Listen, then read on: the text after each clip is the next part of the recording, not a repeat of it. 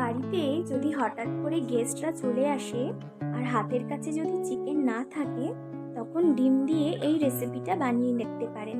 যেমনি চটজলদি হয়ে যায়, তেমনি কিন্তু খেতেও খুব দারুণ হয়। তার জন্য আমি 4-5টা ডিমকে হার্ড বয়েল করে মাঝখান থেকে দুভাগ করে কেটে নিয়েছি। তার মধ্যে নুন আর লঙ্কার গুঁড়ো ছড়িয়ে এপিট ওপিট ভালো করে ভেজে নিচ্ছি। ডিমগুলো ভাজা হয়ে গেলে ওই ডিম ভাজার তেলেই তৈরি করে রাখা মশলা দিয়ে দিচ্ছি। মশলাতে দিয়েছি আদা, পেঁয়াজ, রসুন, টক দই, কাজু বাটা, চারমগজ বাটা। তারপর মশলাটার মধ্যে দিয়ে দিচ্ছি নুন, স্বাদ মতো চিনি, লঙ্কার গুঁড়ো আর জিরের গুঁড়ো।